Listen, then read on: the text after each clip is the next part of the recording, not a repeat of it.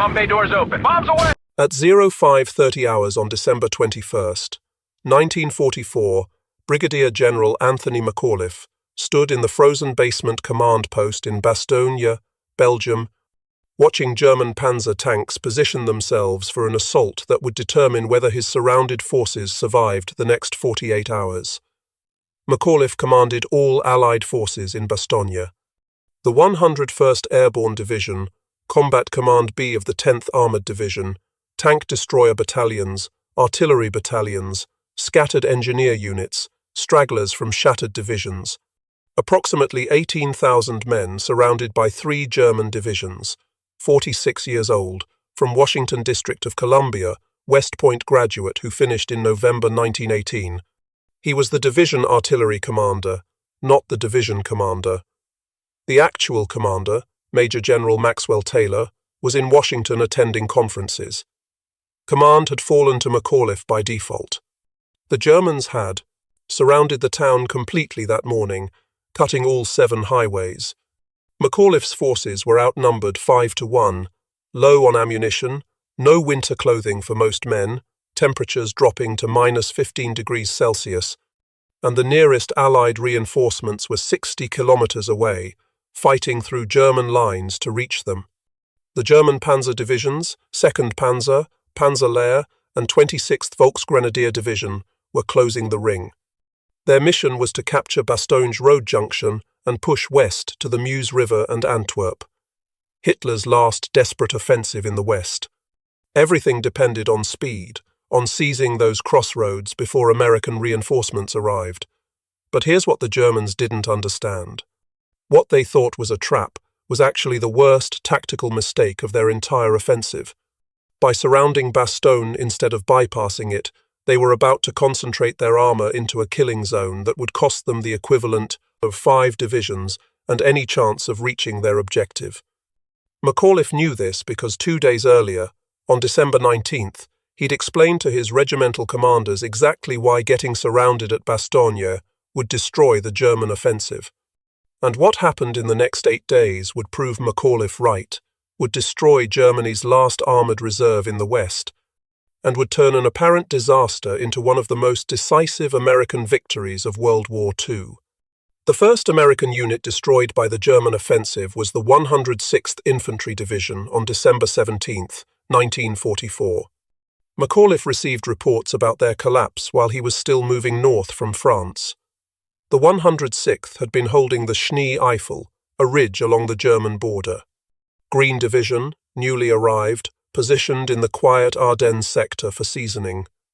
On December 16th at 0530, the Germans hit them with 90 minutes of artillery from 1,600 guns. Then came the tanks. 3 German armies, 24 divisions, over 400,000 men, smashed through an 80-kilometer front held by 4 tired American divisions. The 106th got surrounded, cut off, overrun. Approximately 8,000 Americans surrendered, the largest mass surrender of United States forces in Europe during the entire war. McAuliffe had served with some of those officers at previous posts. He knew their capabilities, knew they were good soldiers. On December 17th, 8th Corps headquarters monitored their final radio transmissions. Desperate calls for ammunition, for air support, for any kind of help. Then static. Silence. The official reports later said the division fought well considering the circumstances, that they delayed the German advance, that their sacrifice bought time. McAuliffe knew that was partly true, but the real problem was that they'd been in the wrong place fighting the wrong battle. Spread out defending a line, they got crushed piecemeal by concentrated German armor. The second disaster was at Clairvaux on December 17th. The 28th Infantry Division, holding the town, got hit by the 2nd Panzer Division, 120 tanks, 16,000 men. The 28th fought building to building for 2 days. Lost 700 men. The town fell on December 18th. The road to Bastogne opened.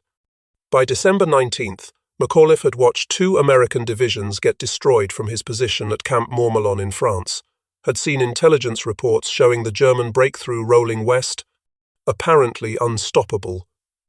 Every tactical principle said you don't let yourself get surrounded. You maintain freedom of movement. You keep your supply lines open. You avoid getting fixed in place where the enemy can mass forces against you. Getting encircled meant getting destroyed. Everyone in the army knew that, and yet on December 18th at 0300 hours, the 101st Airborne Division loaded onto trucks at Camp Mourmelon and drove north toward Bastogne with orders to hold the crossroads town at all costs. No winter gear, insufficient ammunition, no clear intelligence on enemy strength. Most of the division's senior leadership was elsewhere. Major General Maxwell Taylor, the division commander, was in Washington attending staff conferences. Brigadier General Gerald Higgins was in England. Command fell to McAuliffe, the division artillery commander, a 46-year-old artilleryman with zero infantry command experience at division level. McAuliffe arrived in Bastogne on December 19th at 0900 hours and met with Major General Troy Middleton, 8th Corps commander, whose headquarters was being evacuated south as the Germans closed in. The meeting was brief, almost hurried. Middleton's staff was burning documents, loading trucks, preparing to withdraw. The sound of artillery fire was getting closer. German armor was reported 10 kilometers away and moving fast. Middleton told McAuliffe the situation was desperate. 3 German divisions, maybe 4, were converging on Bastogne from multiple directions. American units were scattered across the countryside, some units destroyed, some retreating in disorder, some still holding but isolated. The road network was collapsing. Within hours, maybe a day at most, Bastogne would be completely surrounded. Middleton had already sent what forces he had available to delay the Germans. Combat Command B of the 10th Armoured Division, under Colonel William Roberts, had arrived the day before and been split into 3 task forces. Team de Sobry, under Major William de Sobry, sent north to the village of Neuville to block the 2nd Panzer Division. Team Cherry, under Lieutenant Colonel Henry Cherry, sent east toward Longville to slow Panzer. Team O'Hara, under Lieutenant Colonel James O'Hara, sent southeast to cover another approach. These weren't large forces. Each task force had maybe 400 men, a dozen tanks, some tank destroyers, but they were all Middleton had. The 10th Armoured teams bought critical time. At Neuville on December 19th and 20th, Team de Sobry, reinforced by elements of the 501st Parachute Infantry Regiment, held off the entire 2nd Panzer Division for 36 hours. The fighting was brutal, close-range tank battles in fog and snow. American tank destroyers, M18 Hellcats from the 705th Tank Destroyer Battalion, destroyed over 30 German tanks. The Germans finally forced the Americans to withdraw, but the delay cost the 2nd Panzer 2 full days and heavy casualties. By the time they cleared Neuville, the 101st Airborne had established defensive positions around Bastogne.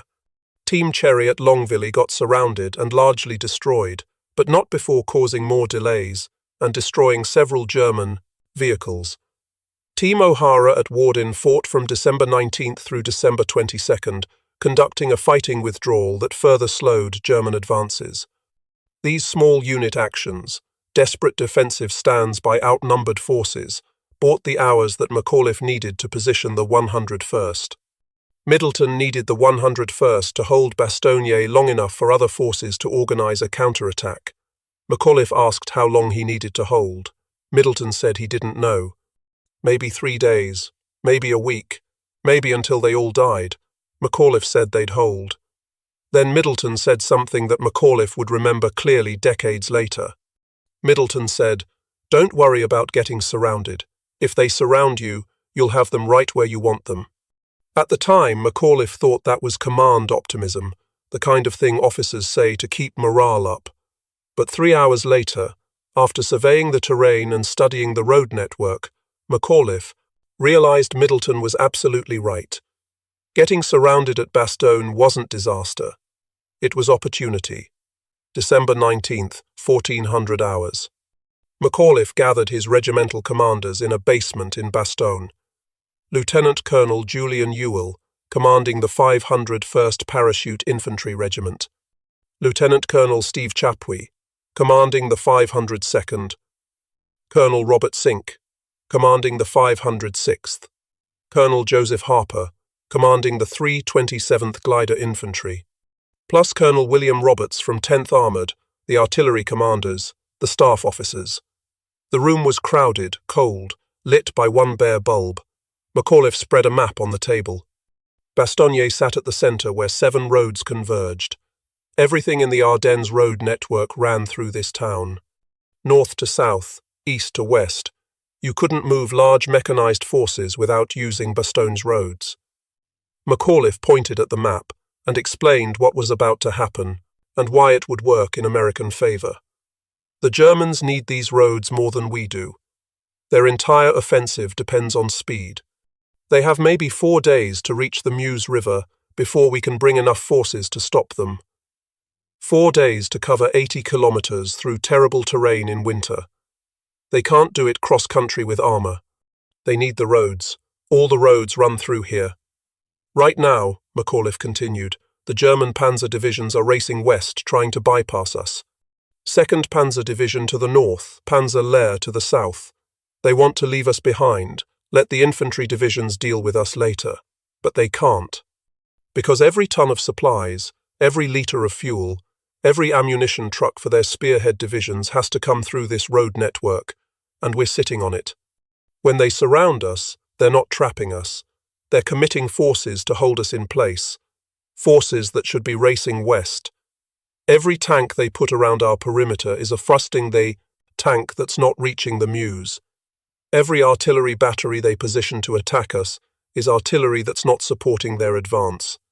And once they commit those forces, they can't easily pull them back because we're behind their lines, causing problems. More importantly, when they surround us, they concentrate their forces into a fixed position around a known objective, our objective. They'll be attacking the same targets repeatedly from the same directions. We know where they'll come from because we control the town, and they have to come down the roads to reach us. They're mechanized, they need the roads.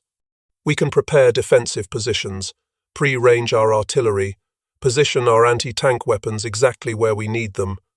And when they attack, they'll be attacking into prepared defences from predictable directions with their supply lines stretched behind them, running back through terrain we can harass with patrols.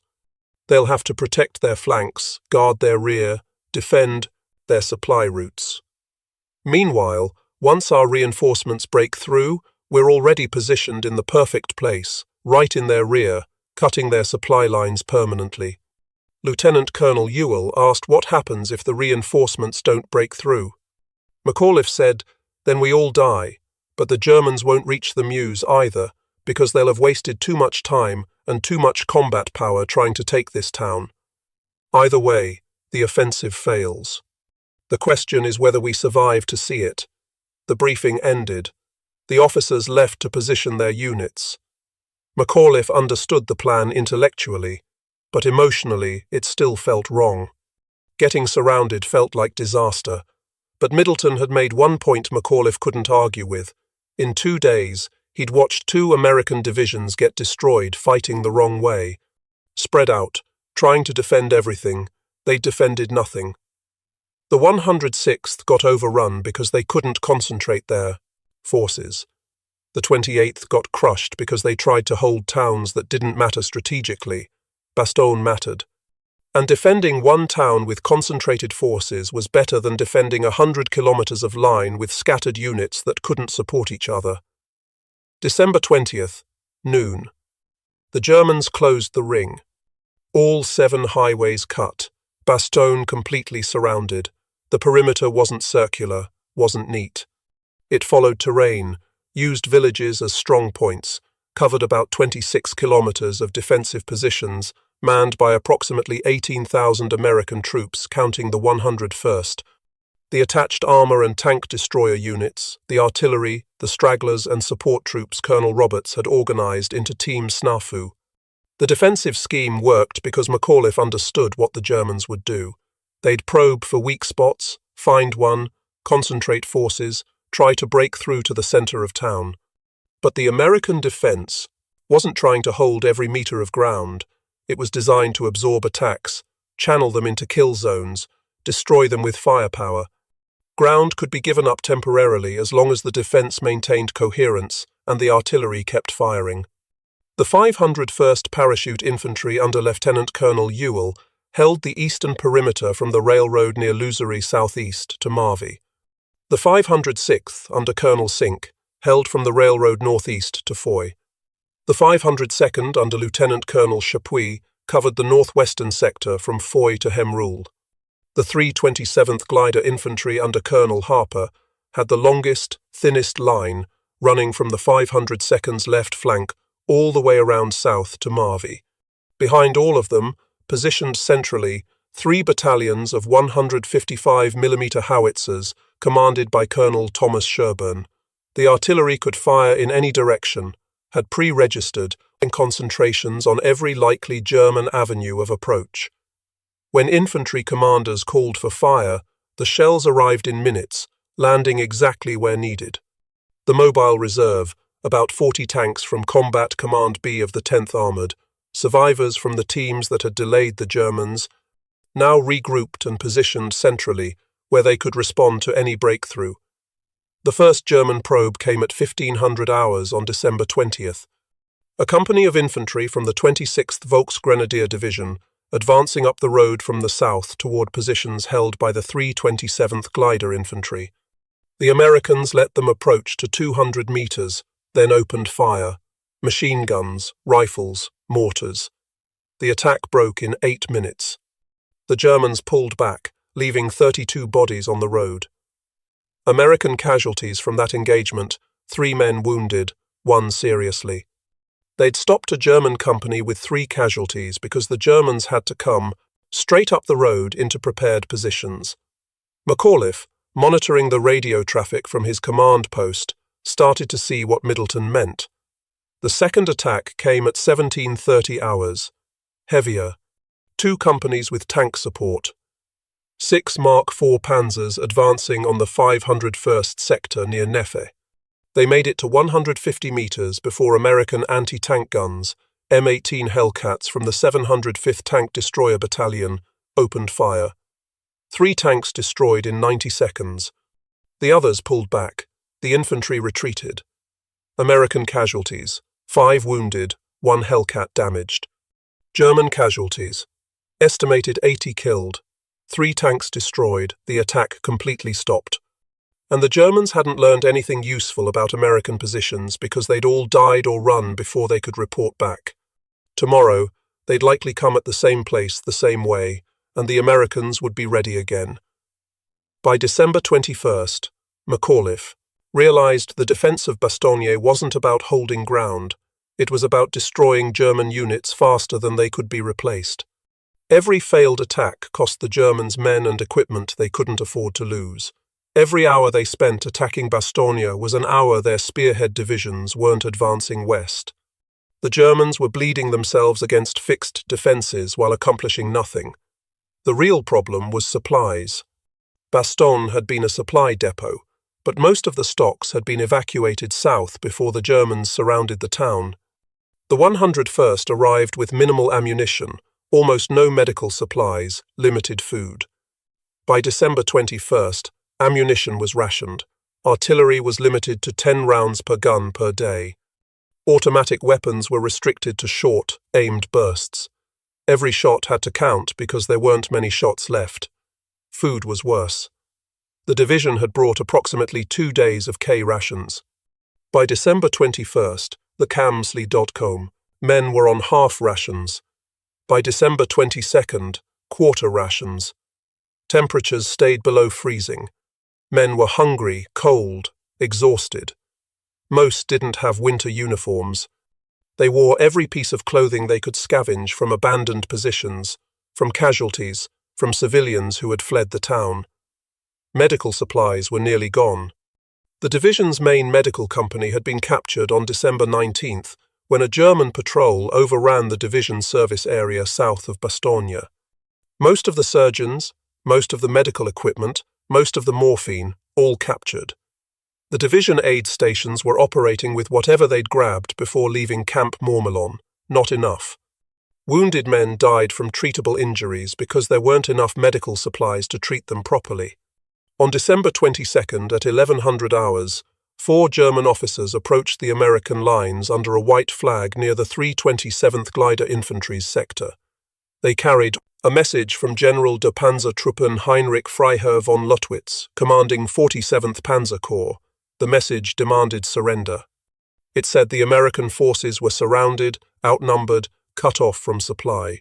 Honorable surrender was the only way to avoid total annihilation. The message gave 2 hours for a response.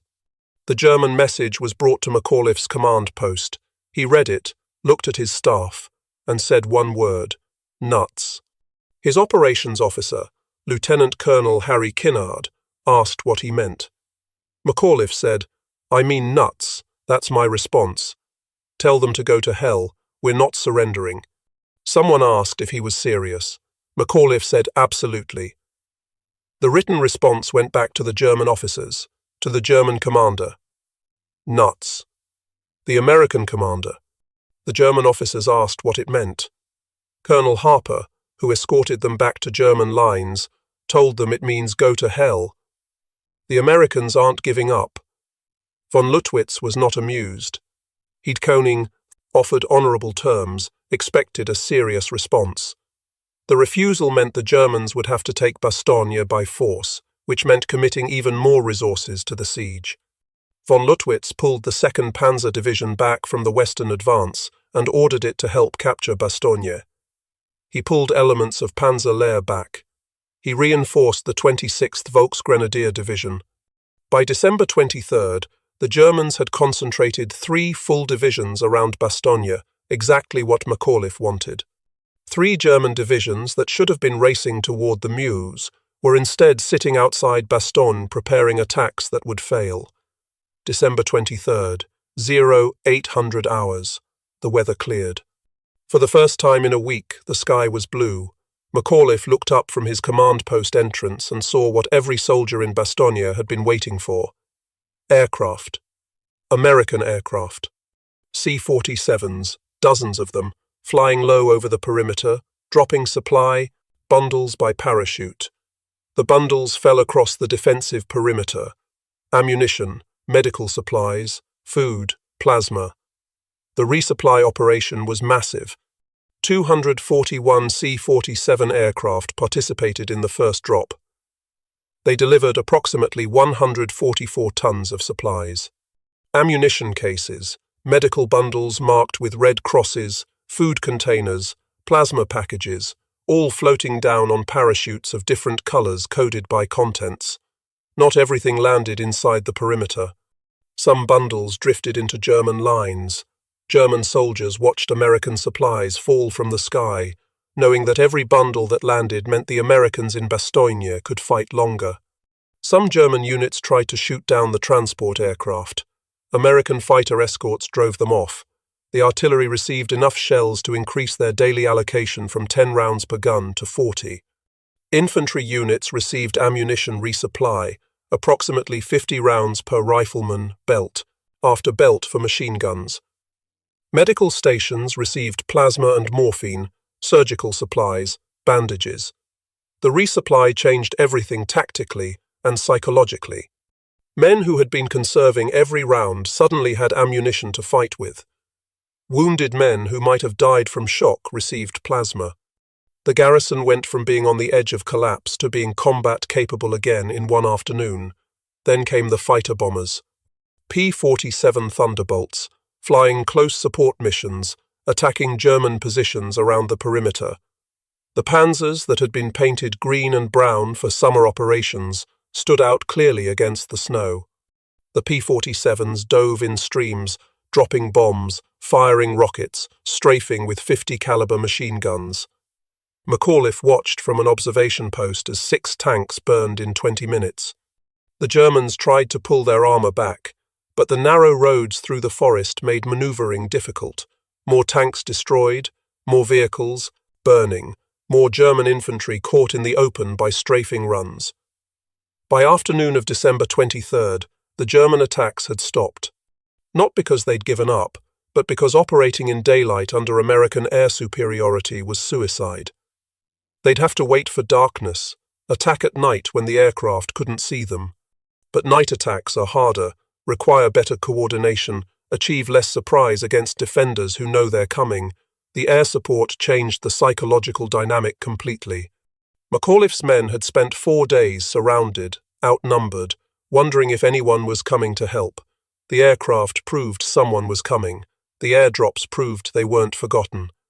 The fighter bombers proved the Germans didn't own the battlefield anymore. German morale went the opposite direction.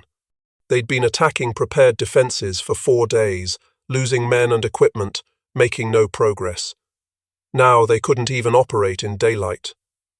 December 25th, 0300 hours, Christmas morning. The Germans launched their main assault on the western perimeter. The 15th Panzer Grenadier Division just arrived from Germany, supported by elements of the 26th Volksgrenadier Division. The attack came out of darkness, aimed at the villages of Champs and Hemrul, trying to break through to the centre of Bastogne. The German infantry hit the 327th Glider Infantry at 0330. Approximately 2 regiments, maybe 4,000 men, with tank support. The attack achieved initial surprise, penetrated the American line, got German tanks into Hemrul. McAuliffe, awakened by the sound of firing, rushed to his operations center and began coordinating the defense. The American response came apart the German attack systematically.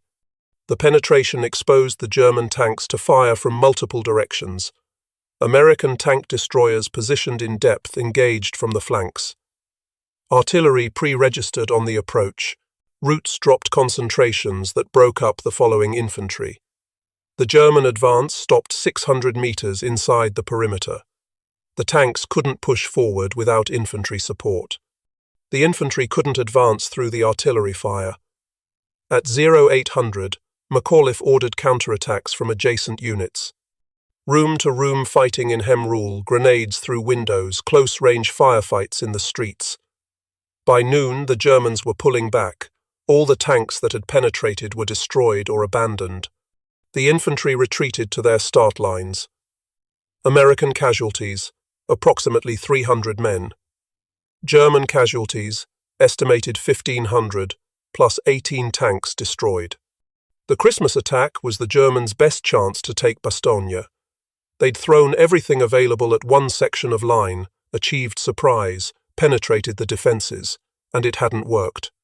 The concentrated American defense, the pre-planned artillery fires, the defense in depth, all of it worked exactly as McAuliffe planned. The Germans attacked into a kill zone and got destroyed.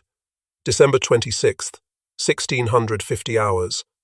Lieutenant Charles Bulge, commanding a tank platoon with the 37th Tank Battalion, 4th Armoured Division, crashed through the German lines south of Bastogne near the village of Assinois and made contact with American engineers of the 326th Airborne Engineer Battalion. McAuliffe, informed by radio, rushed forward to meet the relief column. The siege was over. The road opened, supplies poured in, wounded were evacuated. The Germans pulled back from the immediate perimeter, but didn't abandon the siege completely. They still held positions around Bastogne, still controlled the surrounding terrain. The encirclement was broken, but the battle wasn't over. Fighting would continue for another 3 weeks. What the Germans didn't realize was that they'd already lost. Not just the battle for Bastogne, but the entire offensive. By concentrating forces against Bastogne for 8 days, they destroyed their own timetable. The spearhead divisions never reached the Meuse. They ran out of fuel, out of time, out of momentum. The German perspective reveals how completely the Battle of Bastogne broke their offensive. Lieutenant General Heinrich von Luttwitz commanded 47th Panzer Corps, responsible for taking Bastogne. 59 years old, veteran commander, experienced in armoured operations from 4 years of war on multiple fronts. His forces included 3 divisions. 2nd Panzer under Colonel Meinrad von Laukert, Panzer Lehr under General Lieutenant Fritz Bayerlein, 26th Volksgrenadier under General Major Heinz Kokott. Elite units, well equipped by German standards at that point in the war, experienced. On December 17th, von Lüttwitz was confident. The initial breakthrough had succeeded beyond expectations. The American 8th Corps was shattered. The 106th Infantry Division surrendered. The 28th Infantry Division was scattered. American forces were falling back in disorder. The roads west looked open. Intelligence reported American reserves were scattered, would take days to concentrate. The road to the Meuse looked clear. Von Lüttwitz's original orders for Bastogne were simple. Take it by surprise attack if possible, bypass if necessary, but don't get bogged down. The main objective was the Meuse River at Dinant, 80 kilometers west. Speed was everything. The entire operational plan depended on German armored spearheads reaching the Meuse before American reserves could arrive. Any delay meant failure. On December 18th, von Lüttwitz's divisions were making good progress. 2nd Panzer was pushing north of Bastogne, had broken through American positions at Neuville. Panzer Lehr was approaching from the east, had cleared the villages blocking the southern route. 26th Volksgrenadier Division was following behind, securing the roads, everything on schedule. Bastogne looked vulnerable, defended by whatever scattered American units happened to be in the town. Von Lüttwitz considered sending one regiment to seize Bastogne, while his main forces continued west. Then on December 19th, German intelligence identified American airborne forces in Bastogne. Radio intercepts, prisoner statements, reconnaissance reports, all confirmed that the American 101st Airborne Division, an elite formation, had moved into the town overnight and was establishing defensive positions. That changed everything. Airborne divisions weren't scattered rear area troops. They were elite infantry, well-trained, experienced, heavily armed. Taking Bastogne wouldn't be easy anymore. It would be a battle. Von Lüttwitz made the decision that would doom the offensive. He decided to surround Bastogne and contain the American forces while his main units pushed west. He'd deal with the town later. But bypassing it completely meant leaving a strong American force behind his lines, threatening his supply routes. So he committed forces to the siege, forces that should have been racing west. By December 21st, von Lüttwitz realized containment wasn't working. The Americans in Bastogne were launching patrols, ambushing supply convoys, calling in artillery on German positions. They weren't contained, they were active, dangerous. And higher command was demanding results. The offensive was behind schedule.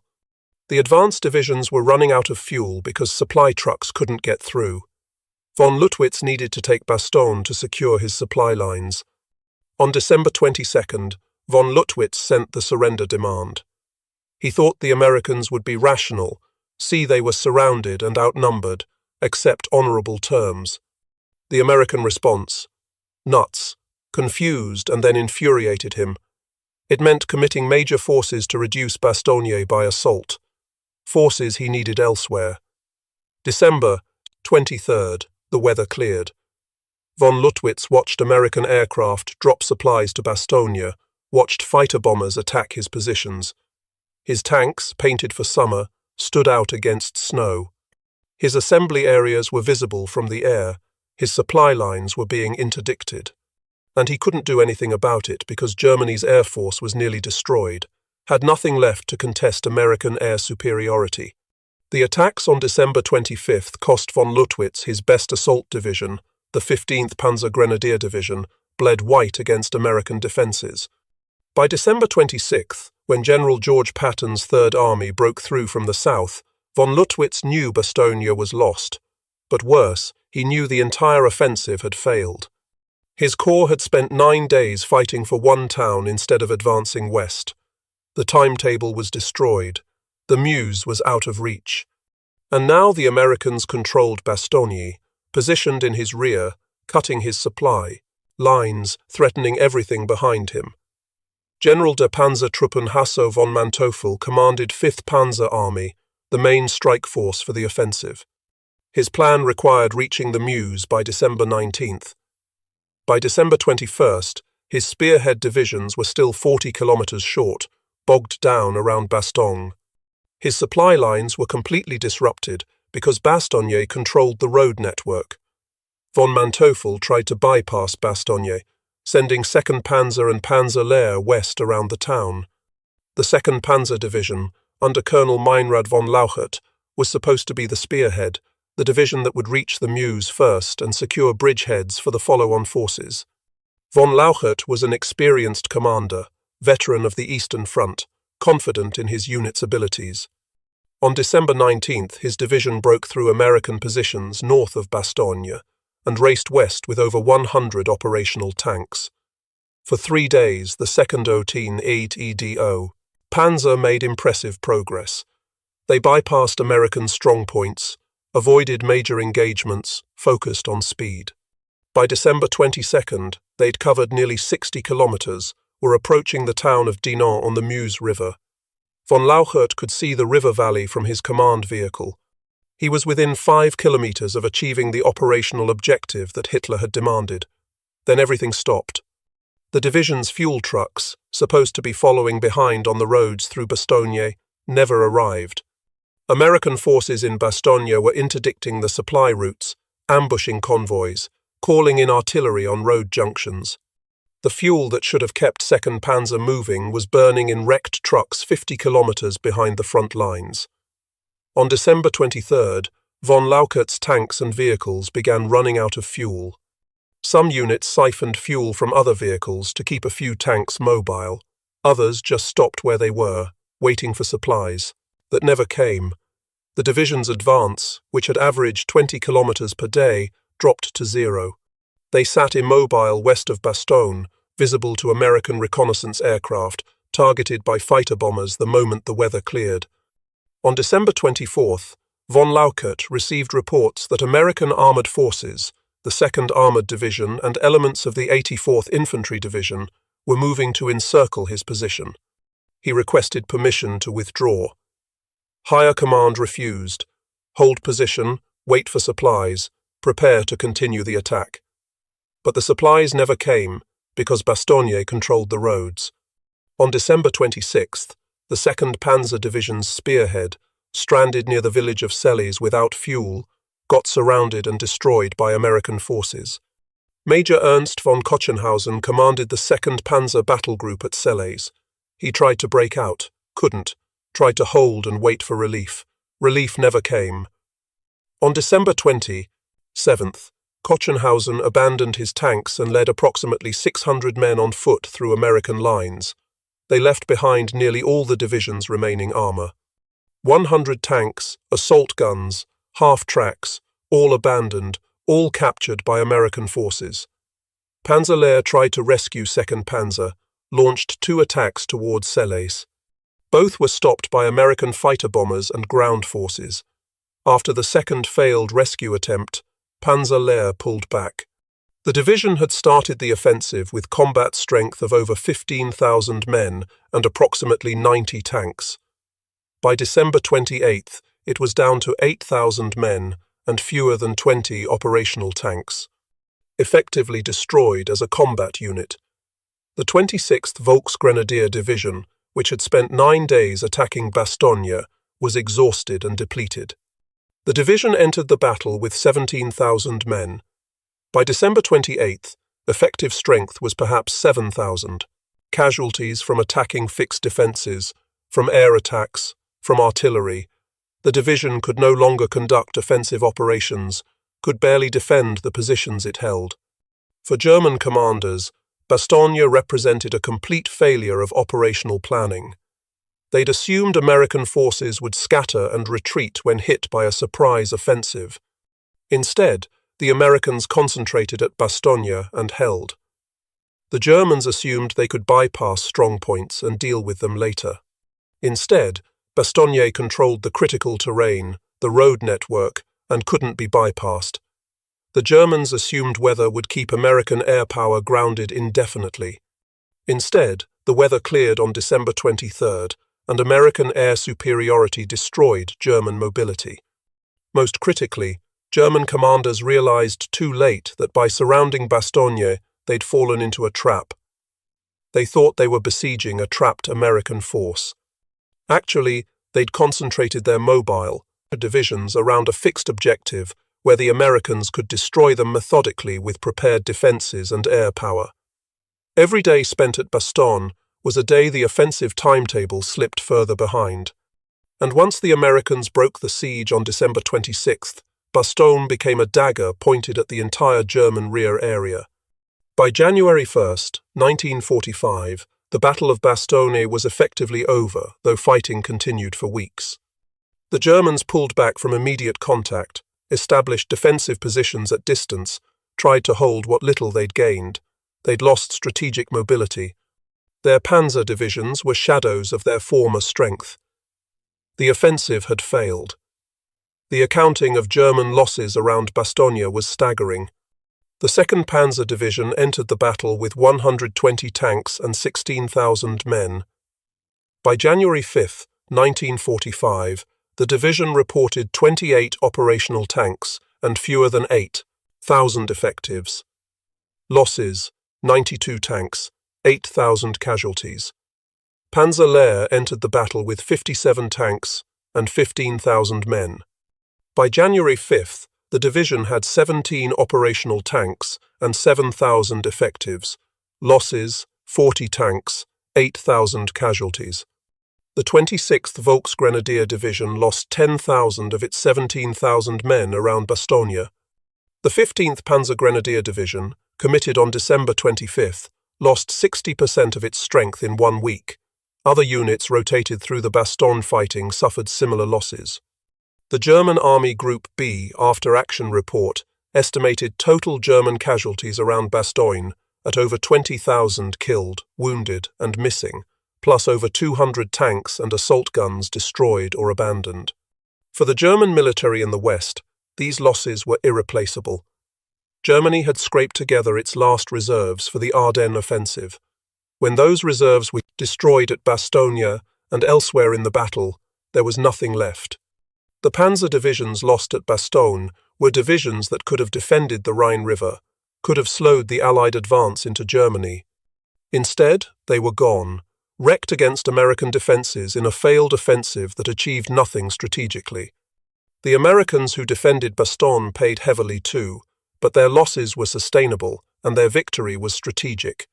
The 101st Airborne Division casualties from December 19, 1944 to January 6, 1945 totaled 341 killed, 1,691 wounded, 516 missing.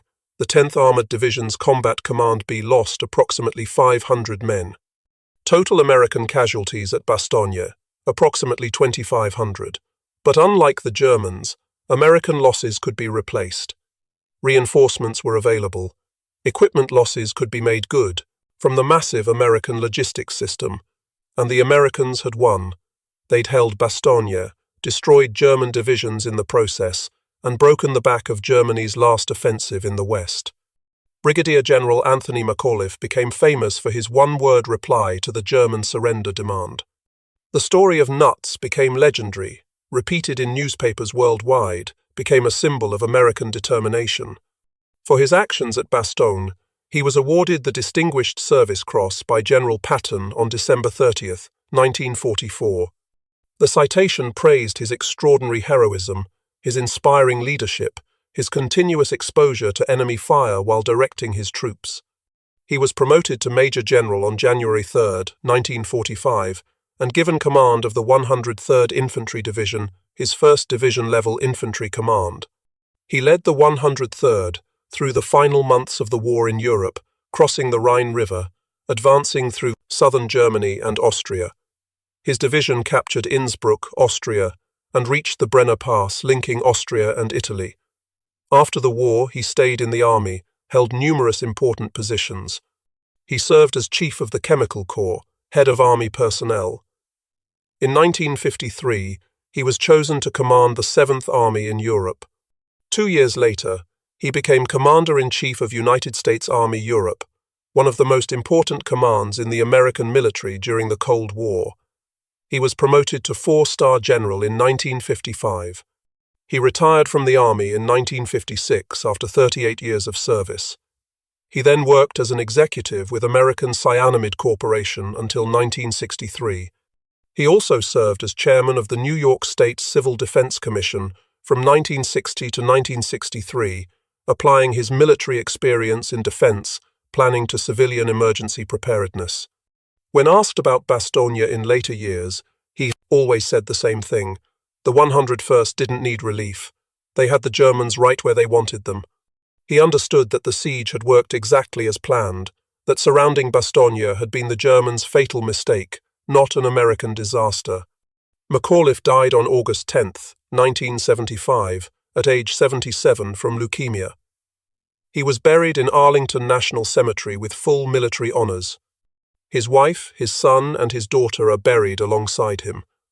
Lieutenant General George Patton, who broke through to relieve Bastogne, considered it one of the finest operations of his career, not because Third Army had rescued trapped forces, but because the 101st at Bastogne had fixed multiple German divisions in place where Third Army could attack them from an unexpected direction. The relief of Bastogne wasn't a rescue. It was the second phase of a deliberate operation that destroyed German offensive capability in the West. German General Hasso von Manteuffel, who commanded 5th Panzer Army, was captured in 1945 and interviewed extensively about the Ardennes offensive. He identified Bastogne as the point where the offensive failed. The delay caused by American resistance at Bastogne destroyed the timetable. The concentration of German forces around Bastogne created a target for American artillery and air power. The loss of Panzer divisions at Bastogne destroyed the mobility necessary for the offensive to succeed. Manteuffel concluded that surrounding Bastogne instead of bypassing it had been a fatal strategic mistake. Lieutenant Colonel Julian Ewell, who commanded the 501st Parachute Infantry Regiment at Bastogne, survived the battle and continued to serve. His regiment had been the first to engage the enemy east of Bastogne on December 19th, had held critical positions throughout the siege. Ewell went on to have a distinguished career, eventually rising to lieutenant general. He served in Korea and Vietnam, retired in 1973. When asked about Bastogne, he emphasized the importance of junior leaders and individual soldiers who held their positions under impossible conditions. The lessons from Bastogne influenced American military doctrine for decades. The idea that defensive positions on critical terrain can fix enemy forces and create opportunities for counterattack became fundamental to Cold War defensive planning. The coordination of artillery, air power, and infantry in defensive operations at Bastogne became a model studied at every military school worldwide. In 1948, the Belgian government awarded the city of Bastogne the Croix de Guerre for the defense of the town. The American 101st Airborne Division received the Presidential Unit Citation, the highest unit award in the American military. The 10th Armored Division's Combat Command B also received the Presidential Unit Citation. Several streets in Bastogne were renamed for American units. The town built monuments commemorating the defense. Every December, Bastogne holds ceremonies remembering the battle. Military historians have calculated how many German divisions were effectively destroyed or rendered combat ineffective by the defense of Bastogne. The commonly cited figure is 5 divisions: 2nd Panzer Division, Panzer Lehr Division, 26th Volksgrenadier Division, 15th Panzer Grenadier Division, and elements of the 9th Panzer Division. Not all were completely destroyed, but all suffered losses that made them ineffective for offensive operations for the remainder of the war. Combined, these divisions represented roughly 50,000 men and 350 tanks at the start of the offensive. By mid-January 1945, perhaps 20,000 effectives remained with fewer than 100 operational tanks. The strategic impact of Bastogne extended beyond the immediate battle. The destruction of German armored reserves in the Ardennes meant fewer forces available to defend against the Allied advance into Germany. The Rhine crossings in March 1945 faced less opposition because the panzer divisions that could have defended the river were gone, destroyed at Bastogne and elsewhere in the Battle of the Bulge. The final Allied advance to the Elbe River and the link-up with Soviet forces proceeded faster because German mobile reserves had been consumed in the failed Ardennes offensive. McAuliffe's decision to hold Bastogne and his understanding of why being surrounded was tactically advantageous rather than disastrous exemplifies a fundamental principle of warfare. The side that controls critical terrain and forces the enemy to attack prepared defences has an enormous advantage. All the German mobility, all their armour, all their tactical skill, none of it mattered when they were forced to attack the prepared defences at Bastogne. The Americans picked the ground, prepared the defences, and destroyed every German attack systematically. That's the real lesson of Bastogne. American forces didn't let Germans trap them.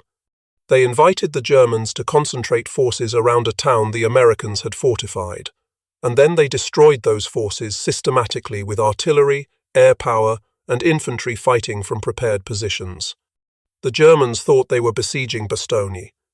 Actually, Bastogne was besieging them, fixing them in place where American firepower could destroy them. The trap worked backward, and by the time the Germans realized it, they'd lost the equivalent of 5 divisions and any chance of reaching their objective. If you found this story as compelling as we did, please take a moment to like this video. It helps us share more forgotten stories from the Second World War. Subscribe to stay connected with these untold histories. Each one matters. Each one deserves to be remembered.